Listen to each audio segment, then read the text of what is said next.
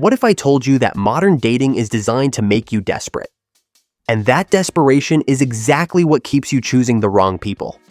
There's a billion-dollar industry built on keeping you insecure and settling for less. Dating apps use the same psychology as slot machines to keep you hooked and hopeless.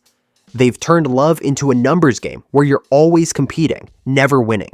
But today, I'm revealing the psychological tricks that manipulate you into lowering your standards.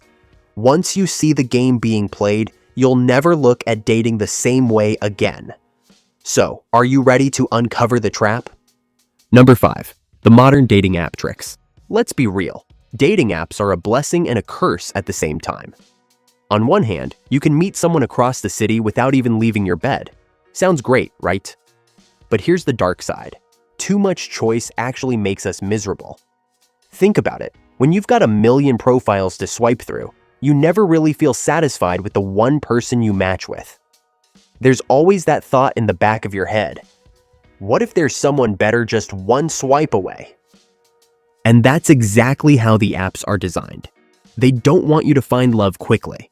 They want you addicted, swiping endlessly, stuck in this loop where you're chasing that perfect match that doesn't actually exist. So instead of building something real with someone, people ghost, they lose patience, or they keep their options half open. And here's the trap. The more choices you have, the less effort you put into making one choice actually work. That's why so many people end up settling. They never dive deep because they're too busy wondering about the next face on their screen. And if you think that's bad, wait until you hear how love bombing messes with your head. It's not romance, it's manipulation. Number 4. Love bombing. Love bombing is one of those things that sounds sweet at first, but ends up being toxic as hell. You know when someone showers you with nonstop attention in the beginning? Texts all day, calls every night, compliments pouring in like they've been waiting their whole life to meet you? It feels amazing.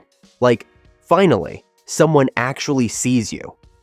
But here's the trick. It's not real love. It's a strategy. They're creating this fake high so you get hooked on the feeling. They put you on a pedestal, but once they know you're attached, the energy changes. Suddenly, the messages slow down, the compliments fade, and you're left confused, wondering, did I do something wrong? That's the point. They gave you a taste of that rush, and now you're chasing it. You stick around because you remember how amazing it felt in the beginning, even though that version of them was never real. It's like emotional bait and switch. And this is where people settle without realizing it. They hold on to someone who isn't consistent, hoping they'll go back to how they were at the start.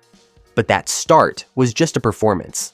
And if you thought love bombing was sneaky, wait until you hear how FOMO that quietly pushes people into relationships they don't even want. If you are enjoying watching the video, make sure you hit the like button and subscribe to our channel. Number 3, the FOMO trap. Alright, let's talk about FOMO because this one hits hard. Fear of missing out is everywhere in modern dating. You scroll through Instagram and see couples on vacations, proposals, anniversary posts, and suddenly, being single feels like you're behind in life. You start asking yourself, am I missing something? Should I be in a relationship too? And that's where the trap gets you. Instead of waiting for something real, you settle for whoever comes along just to quiet that fear. You don't want to feel left out when everyone else looks like they're moving forward. And yeah, maybe you convince yourself it's fine, that this person is good enough. But deep down, you know you're in it because you didn't want to be alone. The crazy part?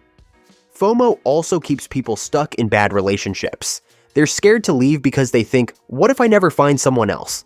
What if this is as good as it gets? That fear of being single traps them with partners who don't actually make them happy. The world we live in makes this even worse because social media constantly reminds you what you don't have. And let's be honest, singleness is treated like a problem when it's actually just life.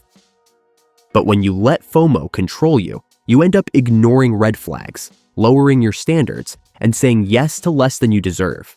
But FOMO is nothing compared to the situationship trap, where you're technically not single, but you're definitely not in a real relationship either. Let's get into that. Number 2, the situationship trap. Situationships. Yeah, this one's a modern classic. It's when you're not really dating, but you're also not really just friends. You text, hang out, maybe hook up, and act like a couple, but the label, nowhere in sight. At first, it feels chill, no pressure, just vibes. But over time, things get messy. One person usually starts wanting more, while the other is perfectly fine keeping it vague. And that's the trap. You convince yourself you're okay with it. You tell yourself, we don't need labels. I'm cool with just seeing where this goes, but in reality, you're hoping it'll turn into something real. Meanwhile, the other person is happily keeping things exactly where they are. The longer it goes on, the harder it is to walk away.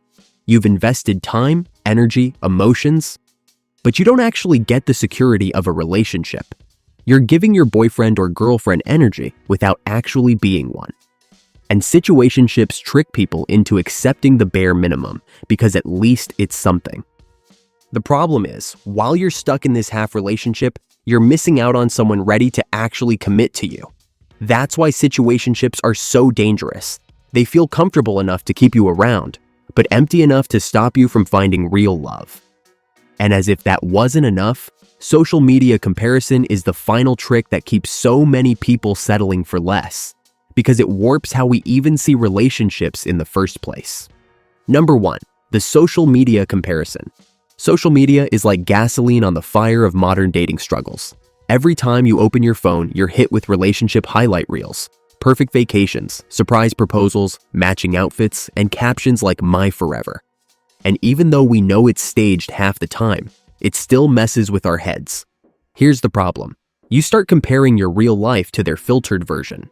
Maybe your partner doesn't post to you enough, or maybe your relationship isn't full of grand gestures.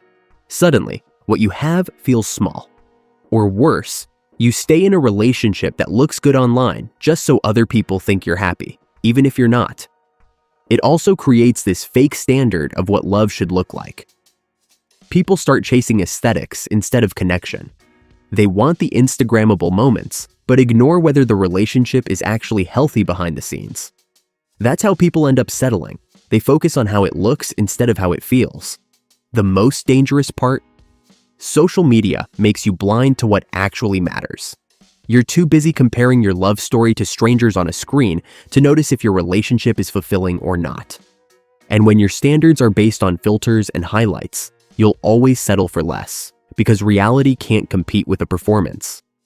So when you put it all together, dating apps, love bombing, FOMO, situationships, and social media, you realize modern dating isn't designed to help you find real love. It's designed to distract, to confuse, and to make you settle for way less than you deserve. So let me ask you, have you ever caught yourself settling for less without even realizing it? If this video opened your eyes, make sure to hit that like button and subscribe to Attraction Alchemist for updates. Thanks for watching.